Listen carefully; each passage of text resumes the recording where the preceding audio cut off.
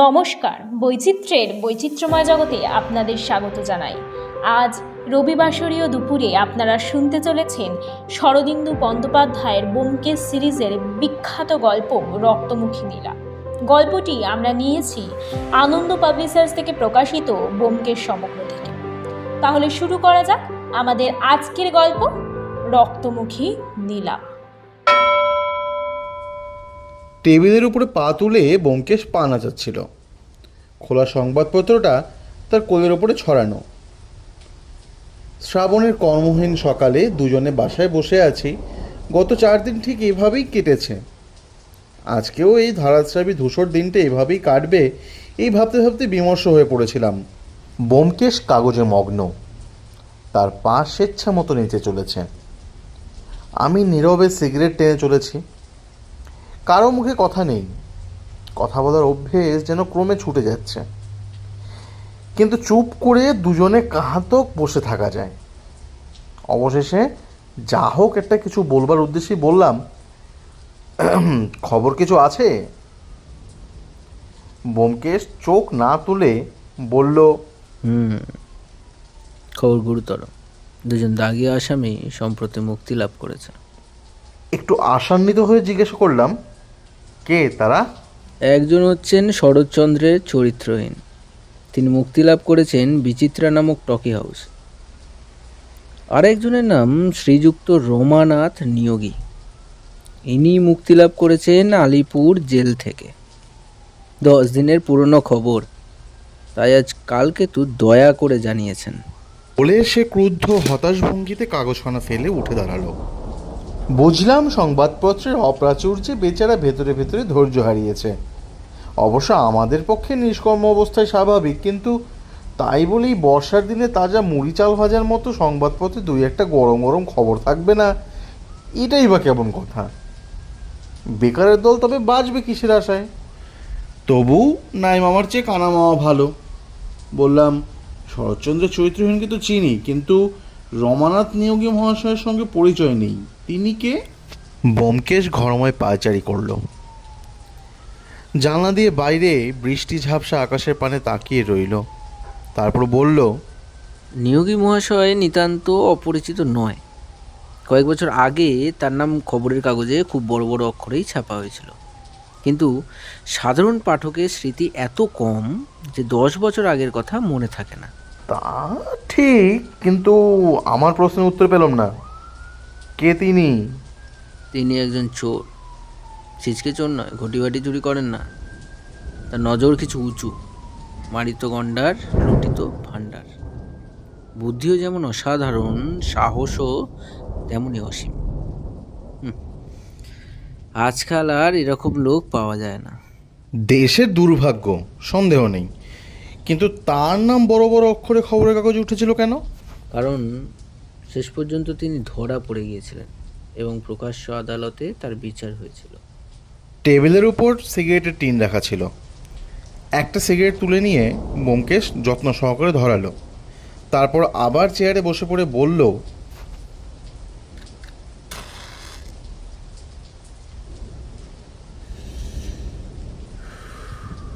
10 বছর হয়ে গেল, কিন্তু এখনও ঘটনাগুলো বেশ মনে আছে।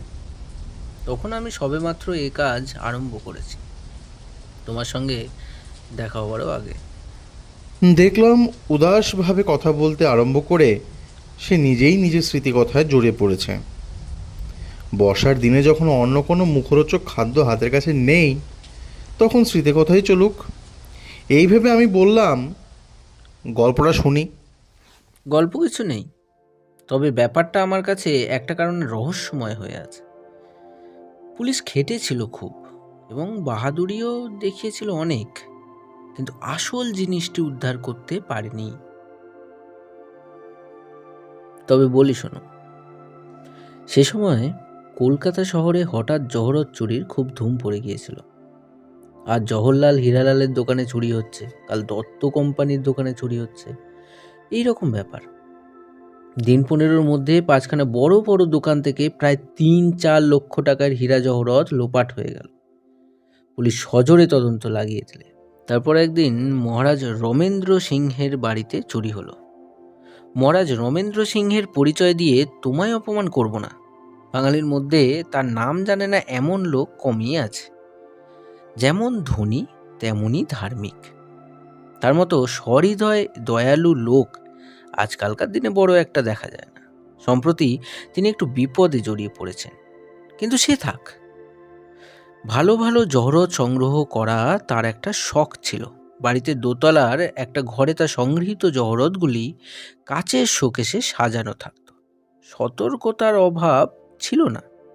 সেপাই, শাস্ত্রী, চৌকিদার অষ্টপ্রহর পাহারা দিত, কিন্তু তবু একদিন রাত্রেবেলা চোর ঢুকে দুজন চৌকিদারকে অজ্ঞান করে তার কয়েকটা দামি জহরত নিয়ে পালালো। মহারাজের সংগ্রহে একটা রক্তমুখী নীলা ছিল।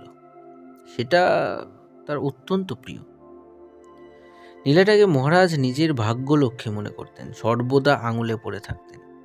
কিন্তু কিছুদিন আগে সেটা আংটিতে আলগা হয়ে গিয়েছিল বলে খুলে রেখেছিলেন।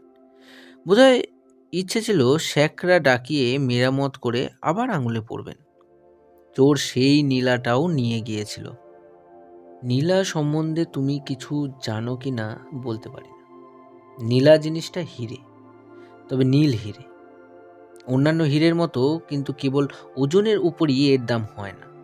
অধিকাংশ সময়, অন্তত আমাদের দেশে, নীলার দাম ধার্য হয় এর দৈব শক্তির ওপর।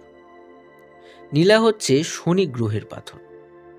এমন অনেক শোনা গেছে যে পয়মন্ত নীলা ধারণ করে কেউ কোটিপতি হয়ে গেছে, আবার কেউ বা রাজা থেকে ফকির হয়ে গেছে। নীলার প্রভাব কখনো শুভ, কখনো বা ঘোর অশুভ। একই নীলা যে সকলের কাছে সমান ফল দেবে তার কোনো মানে নেই।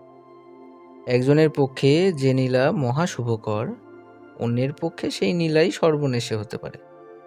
তাই নীলার দাম তার ওজনের ওপর নয়, বিশেষত রক্তমুখী নীলার। 5 রতি ওজনের একটি নীলার জন্যে আমি একজন মারোয়ারিকে 11,000 টাকা দিতে দেখেছি। লোকটা যুদ্ধের বাজারে চিনি আর লোহার ব্যবসা করে ডুবে গিয়েছিল। তারপর, কিন্তু সেই গল্প আরেকদিন বলবো। আমি কুসংস্কারাচ্ছন্ন গোড়া হিন্দু নই। ভূত প্রেত মারণ উচাটন বিশ্বাস করি না, কিন্তু রক্তমুখী নীলার অলৌকিক শক্তির উপর আমার অটল বিশ্বাস। সে যাক, যা বলছিলাম, মহারাজ রমেন্দ্র সিংয়ের নীলা চুরি যাওয়াতে তিনি মহা হইচই বাঁধিয়ে দিলেন। তার প্রায় 25-30 হাজার টাকার মণিমুক্ত চুরি গিয়েছিল, কিন্তু তার কাছে নীলাটা যাওয়াই সবচেয়ে মর্মান্তিক। তিনি ঘোষণা করেছিলেন যে চোর ধরা পড়ুক বা না পড়ুক, তার নীলা যে ফিরিয়ে এনে দিতে পারবে তাকে তিনি 2,000 টাকা পুরস্কার দেবেন। পুলিশ তো যথাসাধ্য করছিলই, এখন আরো উঠে পড়ে লেগে গেল। পুলিশের সবচেয়ে বড় গোয়েন্দা নির্মলবাবু তদন্তের ভার গ্রহণ করলেন। নির্মলবাবুর নাম বোধহয় তুমি শোনোনি। সত্যিই বিচক্ষণ লোক। তার সঙ্গে আমার সামান্য পরিচয় ছিল। এখন তিনি রিটায়ার করেছেন। যা হোক, নির্মলবাবু তদন্ত হাতে নেওয়ার 7 দিনের মধ্যেই জহরত চোর ধরা পড়ল। চোর আর কেউ নয়, এই রমানাথ নিয়োগী। তার বাড়ি খানাতল্লাশ করে সমস্ত চোরাই মাল বেরুলো, কেবল সেই রক্তমুখী নীলাটা পাওয়া গেল না। তারপর যথাসময়ে বিচার শেষ হয়ে রমানাথ 12 বছরের জন্যে জেলে গেল, কিন্তু নীলার সন্ধান তখনও শেষ হলো না। রমানাথ কোনো স্বীকারোক্তি করলে না, শেষ পর্যন্ত মুখ টিপে রইল। ওদিকে মহারাজ রমেন্দ্র সিংহ পুলিশের পিছনে লেগে রইলেন। পুরস্কারের লোভে পুলিশ অনুসন্ধান চালিয়ে চলল। রমানাথ জেলে যাবার মাস 3 পরে নির্মলবাবু খবর পেলেন যে নীলাটা রমানাথের কাছেই আছে। কয়েকজন কয়েদি নাকি দেখেছে। জেলে পুলিশের গুপ্তচর কয়েদির ছদ্মবেশে থাকে তা তো জানো, তারাই খবর দিয়েছে। খবর পেয়ে নির্মলবাবু হঠাৎ একদিন রমানাথের সেলে গিয়ে খানা তল্লাশ করলেন, কিন্তু কিছুই পাওয়া গেল না। রমানাথ তখন আলিপুর জেলে ছিল। কোথায় যে নীলাটা সরিয়ে ফেললে কেউ খুঁজে বার করতে পারলে না। সেই থেকে নীলাটা একেবারে লোপাট হয়ে গেছে। পুলিশ অনেক চেষ্টা করেছিল, কিন্তু শেষ পর্যন্ত হতাশ হয়ে হাল ছেড়ে দিয়েছে। ব্যোমকেশ কিছুক্ষণ চুপ করে বসে রইল। তারপর কতটা যেন নিজের মনেই বলল, মন্দ প্রবলেম নয়, এলাচের মতো একটা নীল রঙের পাথর। একজন জেলের কয়েদি সেটা কোথায় লুকিয়ে রাখলে? কেসটা যদি আমার হাতে আসতো, চেষ্টা করতুম। ব্যোমকেশের কথার মাঝপথে বিঘ্ন ঘটিয়ে সিঁড়ির ওপর পায়ের শব্দ শোনা গেল। আমি সোজা হয়ে উঠে বসে বললাম, লোক আসছে ব্যোমকেশ, বোধহয় মক্কেল।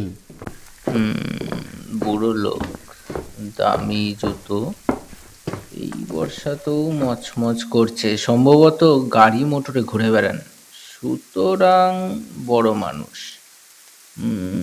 একটু খুঁড়িয়ে চলেন। হঠাৎ উত্তেজিত স্বরে বলে উঠল, অজিত, তাও কি সম্ভব?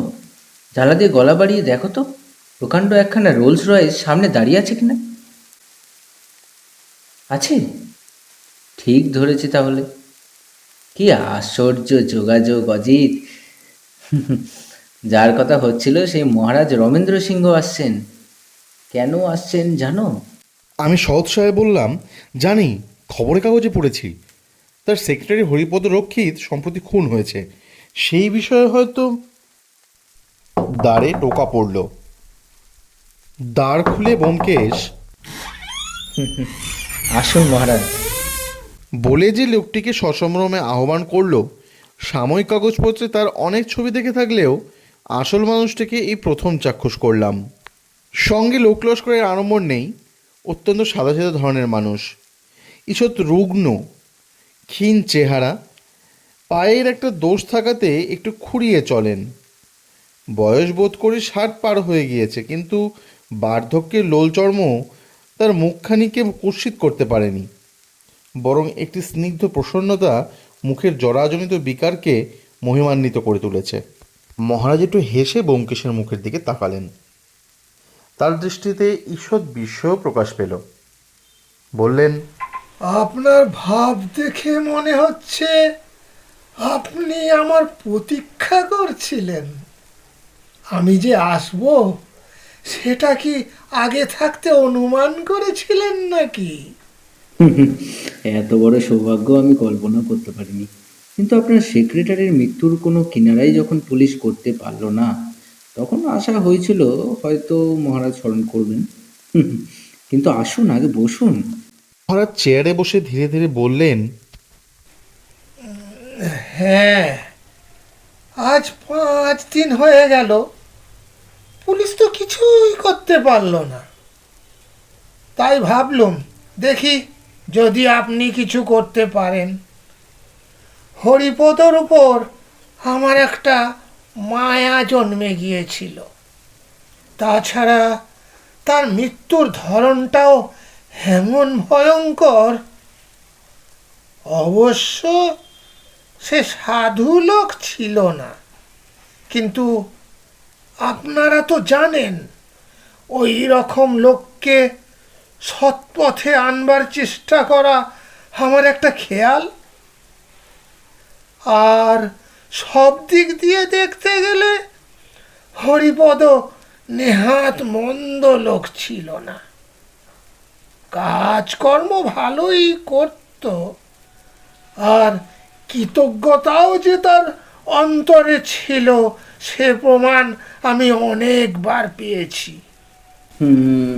মাফ করবেন, হরিপদবাবু সাধু লোক ছিলেন না এই খবর তো জানতাম না। তিনি কোন দুষ্কার্য করেছিলেন?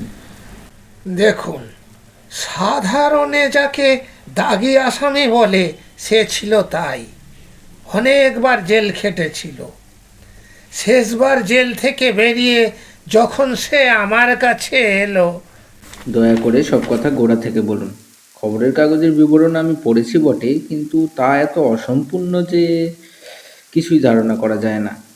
আপনি মনে করুন আমরা কিছু জানি না। সব কথা আপনার মুখে স্পষ্টভাবে শুনলে ব্যাপারটা বুঝবার সুবিধা হয়। বেশ, তাই বলছি। আন্দাজ ধরুন 6 মাস কথা হবে। ফাগুন মাসের মাঝামাঝি হরিপদ প্রথম আমার সাথে দেখা করতে এলো। আগের দিন জেল থেকে সে বেরিয়েছে। আমার কাছে কোনো কথাই সে গোপন করলো না। বললে আমি যদি তাকে সৎ পথে চলবার একটা সুযোগ করে দিই তাহলে সে আর বেপথে যাবে না। তাকে দেখে বা তার কথা শুনে আমার বড় দয়া হলো। তার বয়স বেশি নয়, 40-এর নিচেই হবে, কিন্তু এর মধ্যে 4 জেলও খেটেছে। শেষবারে তো চুরি, জালিয়াতি, নাম ভাঁড়িয়ে পরের দস্তখতে টাকা নেওয়া ইত্যাদি কয়েকটা গুরুতর অপরাধে লম্বা মেয়াদ খেটেছে। দেখলুম অনুতাপও হয়েছে। জিজ্ঞাসা করলুম, কি কাজ করতে পারো? বললে, লেখাপড়া আমি বেশি শেখবার অবকাশ পাইনি। 19 বছর থেকে ক্রমাগত জেল খাটছি, তবু নিজের চেষ্টায় শর্ট হ্যান্ড টাইপিং শিখেছি। যদি দয়া করে আপনি নিজের কাছে রাখেন, প্রাণ দিয়ে আপনার কাজ করব। হরিপদকে প্রথম দেখেই তার উপর আমার একটা মায়া জন্মেছিল। কি জানি কেন ওই জাতীয় লোকের আবেদন আমি আবার অবহেলা করতে পারি না। তাই যদিও আমার শর্ট হ্যান্ড টাইপিস্টের দরকার ছিল না, তবুও 50 টাকা মাইনে দিয়ে তাকে নিজের কাছে রাখলুম। তার আত্মীয় স্বজন কেউ ছিল না। কাছেই একখানা ছোট বাসা ভাড়া করে থাকতে লাগলো। কিছুদিনের মধ্যেই দেখলুম লোকটি অসাধারণ কর্মপটু আর বুদ্ধিমান। যে কাজ তার নিজের নয় তাও এমন সুচারুভাবে করে রাখে যে কারুর কিছু বলবার থাকে না। এমনকি ভবিষ্যতে আমার কি দরকার হবে তা আগে থাকতেই আন্দাজ করে তৈরি করে রাখে। মাস 2 যেতে না যেতেই সে আমার কাছে একেবারে অপরিহার্য হয়ে উঠল। হরিপদ না হলে আমার কোনো কাজই চলে না। এই সময়ে আমার প্রাচীন সেক্রেটারি অবিনাশবাবু আবার মারা গেলেন। আমি তার জায়গায় হরিপদকে নিযুক্ত করলুম। এই নিয়ে আমার আমলাদের মধ্যে একটু আবার মন কষাকষিও হয়েছিল, কিন্তু আমি সেসব গ্রাহ্য করিনি। সবচেয়ে উপযুক্ত লোক বুঝেই আমি হরিপদকে সেক্রেটারির পদটা দিয়েছিলাম। তারপর গত 4 মাস ধরে হরিপদ খুব দক্ষতার সঙ্গেই সেক্রেটারির কাজ করে এসেছে। কখনো কোনো ত্রুটি হয়নি। নিম্নতন কর্মচারীরা মাঝে মাঝে আমার কাছে নালিশ করত, কিন্তু সেসব নিতান্তই বাজে নালিশ। হরিপদর নামে কলঙ্ক পড়েছিল বটে, জেলের দাগ সহজে তো আর মোছে না, কিন্তু শেষ পর্যন্ত তার চরিত্র যে একেবারে বদলে গিয়েছিল তাতে কোনো সন্দেহ নেই। আমার মনে হয় অভাবের তাড়নায় সে অসৎ পথে গিয়েছিল, তাই অভাব দূর হওয়ার সঙ্গে সঙ্গে তার দুষ্প্রবৃত্তি ও কেটে গিয়েছিল। আমাদের জেলখানা খুঁজলে এ ধরনের লোক যে বেরোয় তার সংখ্যা নেই। সে যা হোক, হঠাৎ গত মঙ্গলবার যে ব্যাপারটা ঘটল তা একেবারে অভাবনীয়। খবরের কাগজে অল্প বিস্তর বিবরণ আপনারা নিশ্চয়ই পড়েছেন, তাতে যোগ করবার আমার বিশেষ কিছু নেই। সকালবেলায় খবর পেলুম হরিপদ খুন হয়েছে। পুলিশে খবর দিয়ে আমি গেলুম তার বাসায়। গিয়ে দেখলুম শোবার ঘরের মেঝে সে পড়ে আছে, রক্ত একেবারে চারিদিকে ভেসে যাচ্ছে। হত্যাকারী তার গলাটা এমন ভয়ঙ্করভাবে কেটেছে যে ভাবতেও আতঙ্ক হয়। গলার নলি কেটে চিরে একেবারে ছিন্ন ভিন্ন করে দিয়েছে। আপনারা তো অনেক হত্যাকাণ্ড নিশ্চয়ই দেখেছেন, কিন্তু এমন পাশবিক নৃশংসতা কখনো দেখেছেন বলে আমার বোধ হয় না। এই পর্যন্ত বলে মহারাজ যেন সেই ভয়ঙ্কর দৃশ্যটা আবার দেখতে পেয়ে শিহরিত হয়ে চোখ বন্ধ করলেন। ব্যোমকেশ জিজ্ঞাসা করল, তার দেহে আর কোথাও আঘাত ছিল না? হ্যাঁ ছিল, তার বুকে একটা ছুরির আঘাত ছিল। ডাক্তার বললেন ওই আঘাতই তার মৃত্যুর কারণ। গলার আঘাতগুলো তার পরের, অর্থাৎ হত্যাকারী প্রথমে তার বুকে ছুরি মেরে তাকে মর্মান্তিক আহত করে, তারপর তার গলা ওইভাবে ছিন্ন ভিন্ন করেছে। কি ভয়ঙ্কর নিষ্ঠুরতা ভাবুন তো। আমি শুধু ভাবি, কি উন্মত্ত আক্রোশের বশে মানুষ তার মনুষ্যত্বের বিসর্জন দিয়ে এমন হিংস্র জন্তুতে পরিণত হয়। কিছুক্ষণ আর কোনো কথা হলো না। মহারাজ বোধ হয় মানুষ নামক অদ্ভুত জীবের অমানসিক দুষ্কৃতি করবার অফুরন্ত শক্তির কথাই ভাবতে লাগলেন। ব্যোমকেশ ঘাড় হেঁট করে চিন্তামগ্ন হয়ে রইল। হঠাৎ ব্যোমকেশের আধবোঝা চোখের দিকে আমার নজর পড়ল। সঙ্গে সঙ্গে আমিও উত্তেজিত হয়ে উঠলাম। সেই দৃষ্টি বহুবার দেখেছি, ভুল হবার নয়। ব্যোমকেশ কোথাও একটা সূত্র পেয়েছে। মহারাজ বললেন, দেখুন, আমি যা জানি আপনাকে বললুম। এখন আমার ইচ্ছে পুলিশ যা পারে করুক, সেই সঙ্গে আপনিও আমার পক্ষ থেকে কাজ করুন। এত বড় একটা নৃশংস হত্যাকারী যদি ধরা না পড়ে, তাহলে সমাজের পক্ষে বিশেষ আশঙ্কার কথা। কি আপনার কোনো আপত্তি নেই তো? কিচ্ছু না, পুলিশের সঙ্গে আমার ঝগড়া নেই, বরঞ্চ বিশেষ প্রণয় আছে। আপত্তি কিসের? আচ্ছা, হরিপদ শেষবার ক বছর জেল খেটেছিল আপনি জানেন? হরিপদর মুখে শুনেছিলাম আইনের কয়েক ধারা মিলিয়ে তার 14 বছর জেল হয়েছিল। কিন্তু জেলে শান্তশিষ্টভাবে থাকলে কিছু সাজা মাফ হয়ে থাকে, তাই তাকে 11 বছরের বেশি জেল খাটতে হয়নি। ব্যোমকেশ প্রফুল্লভাবে বলল, বেশ চমৎকার। হরিপদ সম্বন্ধে আপনি আর কিছু বলতে পারেন না? মহারাজ বললেন, আপনি ঠিক কোন ধরনের কথা জানতে চান বলুন, দেখি যদি বলতে পারি। মৃত্যুর 2-4 দিন আগে তার আচার ব্যবহারে এমন কিছু লক্ষ্য করেছিলেন কি যা ঠিক স্বাভাবিক নয়? হ্যাঁ, লক্ষ্য করেছিল। মৃত্যুর 3-4 দিন আগে একদিন সকালবেলায় হরিপদ আমার কাছে বসে কাজ করতে করতে হঠাৎ অত্যন্ত অসুস্থ হয়ে পড়ে। তার ভাব দেখে আমার মনে হয়েছিল যে সে কোনো কারণে হয়তো ভয় পেয়েছে।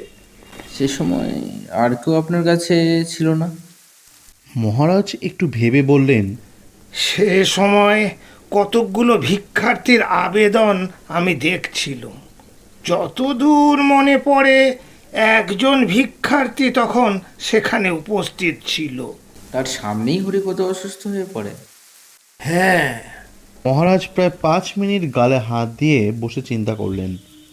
তারপর বললেন, একটা সামান্য কথা মনে পড়েছে, নিতান্তই অবান্তর ঘটনা, তবু বলছি, আপনার যদি তাতে সাহায্য কিছু হয়। আপনি বোধহয় জানেন না, কয়েক বছর আগে আমার বাড়ি থেকে একটা দামি নীলা চুরি হয়ে যায়। জানি বই কি। ও জানেন? তাহলে এও নিশ্চয়ই জানেন যে সেই নীলাটা ফিরে পাবার জন্য আমি 2000 টাকা পুরস্কার ঘোষণা করেছিলাম। তাও জানি, তবে সে ঘোষণা এখনো বলবৎ আছে কি না তা জানি না। মহারাজ বললেন, ঠিক ওই প্রশ্নই হরিপদ করেছিল। তখন সে আমার টাইপিস্ট, সবে মাত্র কাজে ঢুকেছে। একদিন হঠাৎ জিজ্ঞেস করলে, মহারাজ, আপনার যে নীলাটা চুরি গিয়েছিল সেটা এখন ফিরে পেলে আপনি কি 2000 টাকা পুরস্কার দেবেন? তার প্রশ্নে কিছু আশ্চর্য হয়েছিলাম, কারণ এতদিন পর নীলা ফিরে পাবার আর কোনো তো আশাই ছিল না।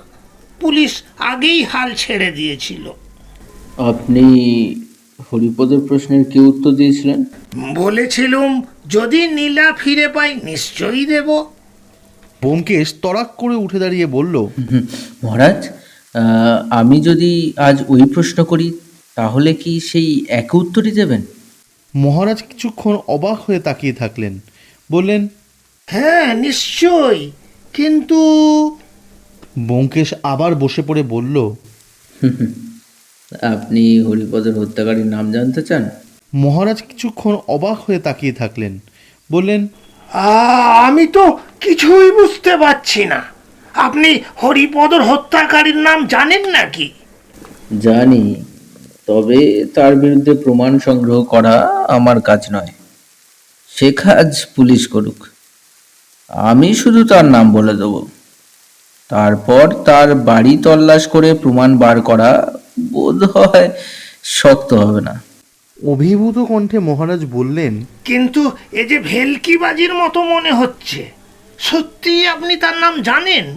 কি করে জানলেন? আপাতত অনুমান মাত্র, তবে অনুমান মিথ্যে হবে না। হত্যাকারীর নাম রমানাথ নিয়োগী। রমানাথ নিয়োগী? কিন্তু কিন্তু নামটা পরিচিত বলে মনে হচ্ছে। হবারই তো কথা। বছর 10 আগে ইনি আপনার নীলা চুরি করে জেলে গিয়েছিলেন। সম্প্রতি জেল থেকে বেরিয়েছেন। মনে পড়েছে। কিন্তু সে হরিপদকে খুন করলে কেন? হরিপদর সঙ্গে তার কি সম্বন্ধ?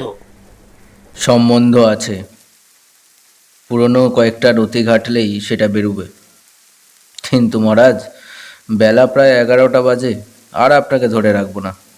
বিকেল 4টের সময় যদি দয়া করে আবার পায়ের ধুলো দেন তাহলে সব জানতে পারবেন, আর হয়তো নীলাটাও ফিরে পেতে পারেন। আমি ইতিমধ্যেই সব ব্যবস্থা করে রাখবো। হতভম্ব মহারাজকে বিদায় দিয়ে ব্যোমকেশ নিজেও বেরোবার জন্য প্রস্তুত হতে লাগলো। জিজ্ঞাসা করলাম, এত বেলায় তুমি আবার কোথায় চললে? বেরোতে হবে, জেলের কিছু পুরনো কাগজপত্রও দেখা দরকার। তাছাড়া অন্য কাজও আছে।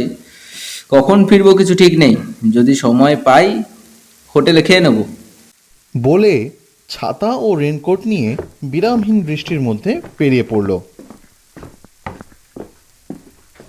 যখন ফিরে আসলো তখন বেলা 3টে।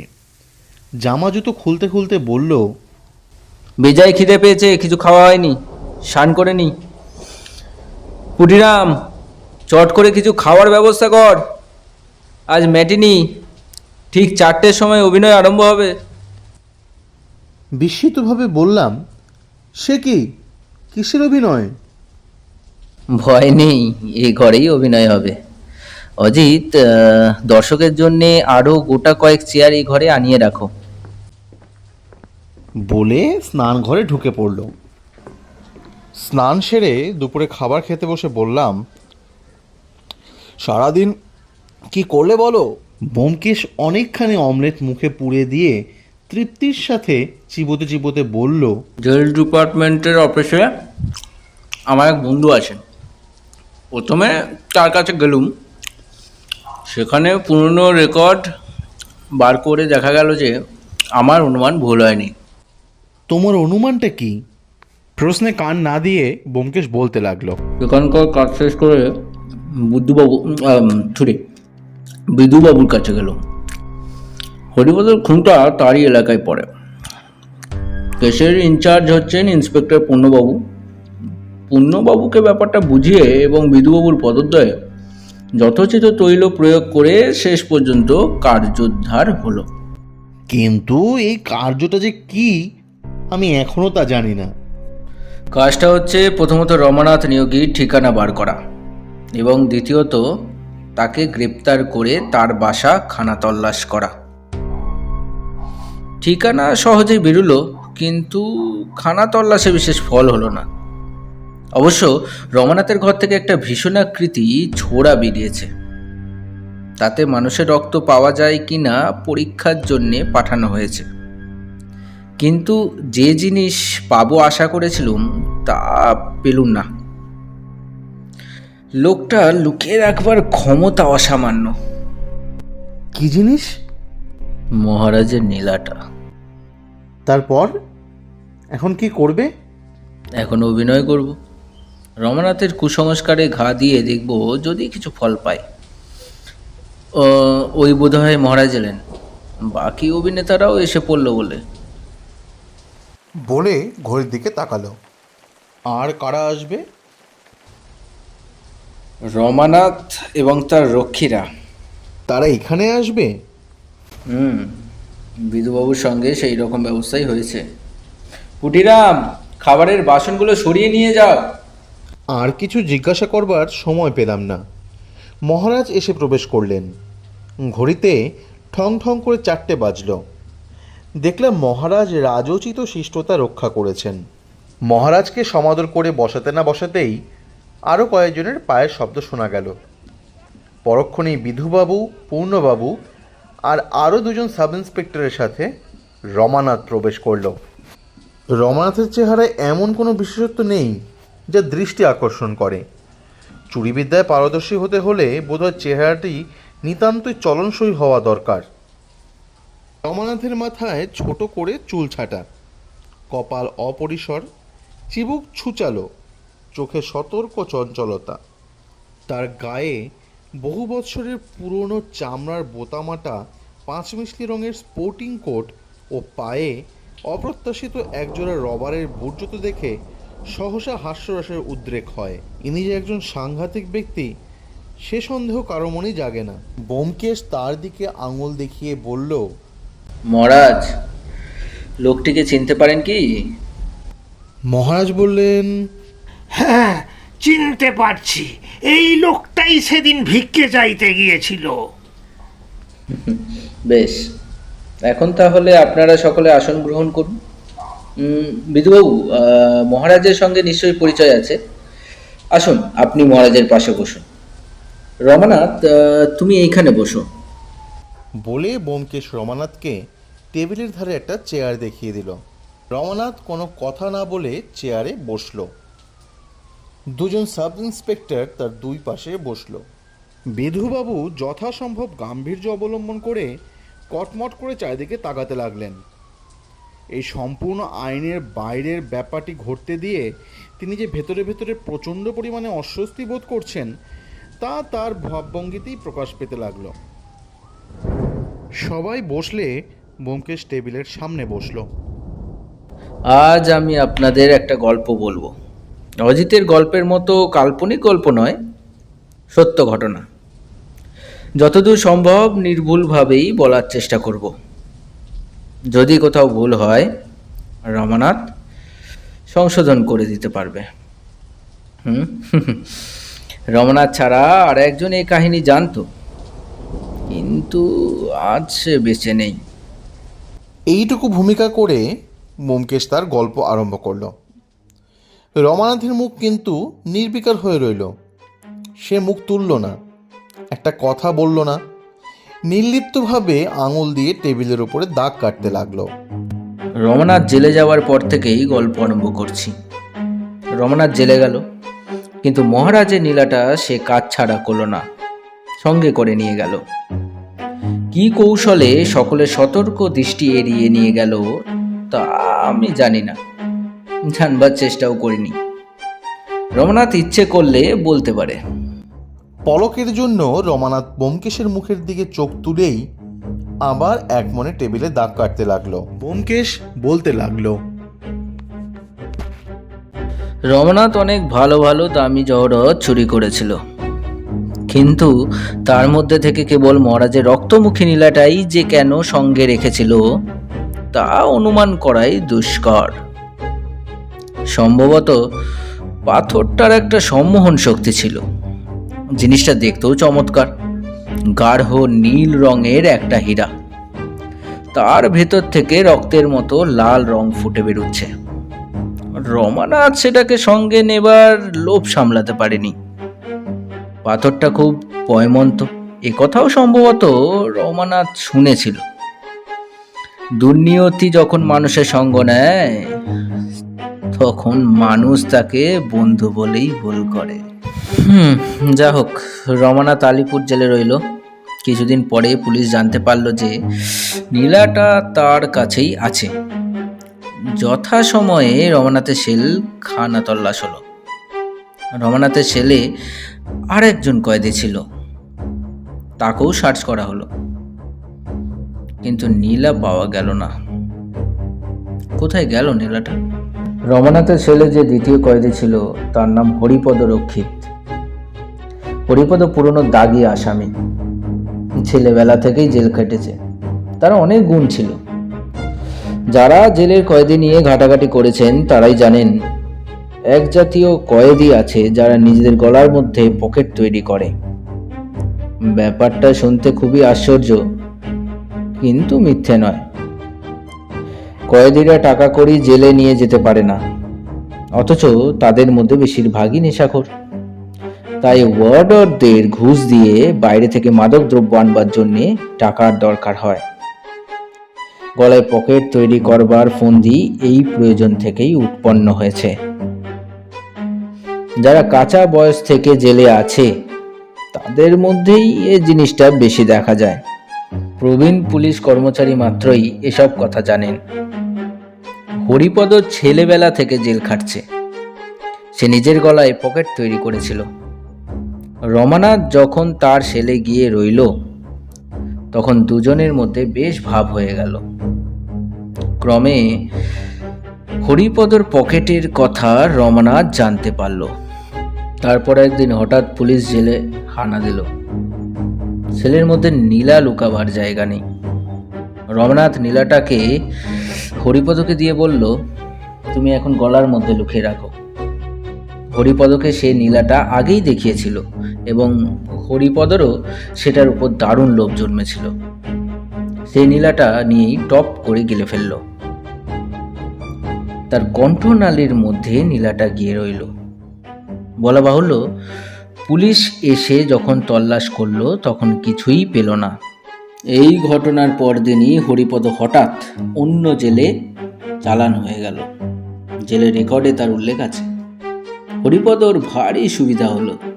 সে বিশ্বাসঘাতকতা করলো, যাবার আগে নীলাটা রমানাথকে ফিরিয়ে দিয়ে গেল না। রমানাথ কিছু বলতে পারল না। চোরের মার কান্না কেউ শুনতে পায় না। সে মন গুমড়ে রইল। মনে মনে তখন থেকেই বোধ করি ভীষণ প্রতিহিংসার সংকল্প আঁটতে লাগলো। এই সময় লক্ষ্য করলাম রমানাথের মুখের কোনো বিকার ঘটেনি ঠিকই, কিন্তু রগ ও গলার শিরা দপদপ করছে, দুই চোখ রক্তাভ হয়ে উঠেছে। ব্যোমকেশ বলতে লাগলো, তারপর একে একে 10টি বছর কেটে গেছে। 6 মাস আগে হরিপদ জেল থেকে মুক্তি পেল। মুক্তি পেয়েই সে মহারাজের কাছে এলো। তার ইচ্ছে ছিল মহারাজের সঙ্গে পরিচিত হয়ে ক্রমে নীলাটা তাকে ফেরত দেবে। বিনামূল্যে নয়, 2000 টাকা পুরস্কারের কথা সে জানত। ও নীলা অন্যত্র বিক্রি করতে গেলেই ধরা পড়ে যেতে হবে, তাই সে চেষ্টাও সে করল না। কিন্তু প্রথম থেকেই মহারাজ তার প্রতি এমন সদয় ব্যবহার করলেন যে সে ভারী লজ্জায় পড়ে গেল। তবু সে একবার নীলার কথা মহারাজের কাছে তুলেছিল, কিন্তু শেষ পর্যন্ত নীলার বদলে মহারাজের কাছ থেকে টাকা আদায় করতে তার বিবেকে বেঁধে গেল। মহারাজের দয়ার গুণে হরিপদর মতো লোকের মনেও যে কৃতজ্ঞতা সঞ্চার হয়েছিল এটা বড় কম কথা নয়। ক্রমে হরিপদর দিন ঘনিয়ে আসতে লাগলো। 10 দিন আগে রমানাথ জেল থেকে মুক্তি পেয়ে বেরুলো। হরিপদ কোথায় তা সে জানতো না, কিন্তু এমনই দৈবের খেলা যে 4 দিন যেতে না যেতেই মহারাজের বাড়িতে রমানাথ তার দেখা পেয়ে গেল। রমানাথকে দেখার ফলেই হরিপদ অসুস্থ হয়ে পড়েছিল। হঠাৎ অসুস্থ হয়ে পড়বার তার আর কোনো কারণ ছিল না। যে প্রতিহিংসার আগুন 10 বছর ধরে রমানাথের বুকে ধিকি ধিকি জ্বলছিল তা একেবারে দুর্বার হয়ে উঠল। হরিপদর বাড়ির সন্ধান সে সহজেই বার করল। তারপর সেদিন রাত্রে গিয়ে এ পর্যন্ত ব্যোমকেশ সকলের দিকে ফিরে গল্প বলছিল। এখন বিদ্যুতের মতো রমানাথের দিকে ফিরল। রমানাথও মন্ত্রমুগ্ধ সাপের মতো নিষ্পলক চোখে ব্যোমকেশের দিকে তাকিয়েছিল। ব্যোমকেশ তার দিকে আঙুল নির্দেশ করে চাপা তীব্র স্বরে বলল, রমানাথ, সে রাত্রে হরিপদের গলা চিরে তার কণ্ঠনালীর ভেতর থেকে তুমি নীলা বার করে নিয়েছিলে। সে নীলা কোথায়? রমানাথ ব্যোমকেশের চোখ থেকে চোখ সরাতে পারল না। সে একবার জিভ দিয়ে তার ঠোঁট চাটল, একবার চেয়ার ছেড়ে উঠে দাঁড়াবার চেষ্টা করল।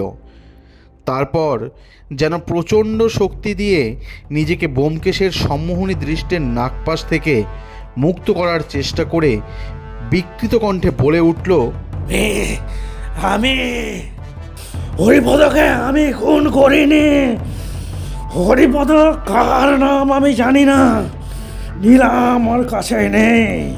বলে সে বিদ্রোহী চোখে তাকিয়ে সে তার 2 হাত দিয়ে বুক চেপে ধরল। ব্যোমকেশের আঙুল তখনও তার দিকে নির্দেশ করছিল। আমাদের মনে হতে লাগলো যেন একটা মর্মগ্রাসী নাটকের অভিনয় দেখছি। দুটি প্রবল ইচ্ছাশক্তি পরস্পরের সাথে মরণাত্মক যুদ্ধ করছে। শেষ পর্যন্ত কে জয়ী হবে তা দেখার জন্য আমরা একাগ্র আগ্রহে স্তম্ভিত হয়ে বসে রইলাম। ব্যোমকেশের কণ্ঠস্বরে একটা ভয়ঙ্কর দৈববাণীর সুর ঘনিয়ে আসলো। সে রমানাথের দিকে হালকা ঝুঁকে আগের তুলনায় নিচু স্বরে বলল, রমানাথ, তুমি জানো না কি ভয়ানক অভিশপ্ত ওই রক্তমুখী নীলা, তাই ওর মোহ কাটাতে পারছো না। ভেবে দেখো, যতদিন তুমি ওই নীলা চুরি না করেছিলে ততদিন তোমাকে কেউ ধরতে পারেনি। নীলা চুরি করেই তুমি জেলে গেলে। তারপর হরিপদর পরিণামটাও একবার ভেবে দেখো। যে গলার মধ্যে নীলা লুকিয়ে রেখেছিল তার গলার কি অবস্থা হয়েছিল তা তোমার চেয়ে বেশি আর কেউ জানে না। এখনো যদি নিজের ভালো চাও, ওই সর্বনাশা নীলা ফেরত দাও। নীলা নয়, ও কেউটে সাপের বিষ। যদি হাতে সে নীলা পড়ো, তোমার হাতে হাত করা পড়বে। যদি গলায় পড়ো, ওই নীলা ফাঁসির দড়ি হয়ে তোমার গলায় চেপে ধরবে। অব্যক্ত একটা শব্দ করে রমানাথ উঠে দাঁড়ালো। তার মনের ভিতর কিরূপ প্রবল আবেগের সৃষ্টি হয়েছিল তা আমরা সম্যক বুঝতে পারিনি। পাগলের মতো সে একবার চারিদিকে তাকালো, তারপর নিজের কোটরে চামড়ার বোতামটা সজোরে ছিঁড়ে দূরে ফেলে দিয়ে চিৎকার করে উঠল, যাই না, যাই না, এই নাও নীলা, আমাকে বাঁচাও।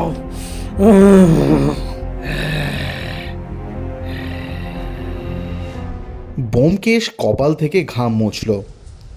দেখলাম তার হাত কাঁপছে।